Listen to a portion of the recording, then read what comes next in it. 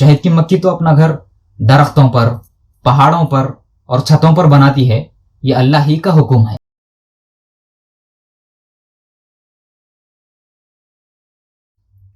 حضرت سیدنا شیخ عبد القادر جیلانی رحمۃ اللہ علیہ سے اللہ تعالیٰ نے فرمایا کہ میں تمہارے مریدوں کی بخشش کر دیا۔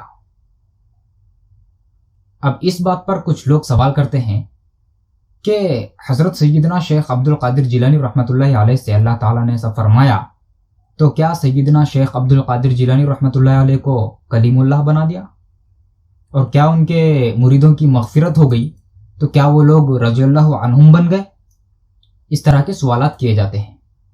یہاں پر یاد رکھنا یہ ضروری ہے کہ اللہ تعالیٰ اگر کسی کو مخاطب کیا تو اس کا مطلب یہ نہیں کہ اس کو کلیم اللہ بنا دیا۔ یا ایھا الذین آمنو کے جو آیتیں ہیں ان سبھی آیتوں میں اللہ تعالیٰ نے ایمان والوں سے مخاطب فرمایا کہ اے ایمان والو، اے ایمان والو، اے ایمان والو۔ اب جن جن آیاتوں میں اللہ تعالیٰ نے مومنوں سے خطاب کیا تو کیا سارے مومنوں کو کوئی طور پر بلا کر کلیم اللہ بنا دیا؟ اس کا مطلب ہرگز یہ نہیں ہوتا کہ اللہ تعالیٰ اگر کسی سے مخاطب کیا تو اس کو کلیم اللہ بنا دیا۔ پہلے نبیوں پر وحی ہوتی تھی نازل، اور اللہ جسے چاہے الہام فرماتا تھا۔ اللہ تعالیٰ قرآن مجید میں ارشاد فرماتا ہے وَأَوْحَى رَبُّكَ إِلَى النَّحْلِ أَنِ اتَّخِذِي مِنَ الْجِبَالِ بُيُوتًا وَمِنَ الشَّجَرِ وَمِمَّا يَعْرِشُونَ، یعنی اللہ تعالیٰ نے شہد کی مکھی کو وحی کی۔ وحی یہاں پہ وحی کا لفظ ہے لیکن اس کا مطلب وحی نہیں ہے، یہاں پر اس سے مراد الہام ہے۔ اللہ تعالیٰ نے شہد کی مکھی کو الہام کیا کہ وہ اپنا گھر پہاڑوں میں، درختوں میں یا چھتوں میں بنا لے۔ تو شہد کی مکھی تو اپنا گھر درختوں پر، پہاڑوں پر اور چھتوں پر بناتی ہے، یہ اللہ ہی کا حکم ہے۔ تو اللہ نے شہد کی مکھی کی طرف الہام کیا۔ اب وہ الہام ایک ایسی مخلوق کی طرف ہوا جو اللہ کی تسبیح بیان کرتی ہے۔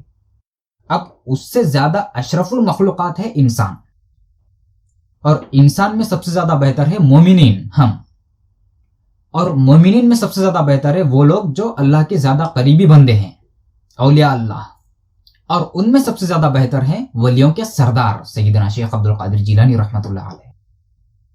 تو جب اللہ نے ایک مخلوق، ایسی مخلوق جو اس کی تسبیح بیان کرتی ہے، اس کی طرف الہام کیا تو پھر سیدنا غوث اعظم دستگیر کی طرف تو بدرجہ اولا ہونا چاہیے۔ تو اس میں کوئی اعتراض کی گنجائش ہے ہی نہیں، اس میں کمپیئر کرنے کی کوئی بات نہیں ہے۔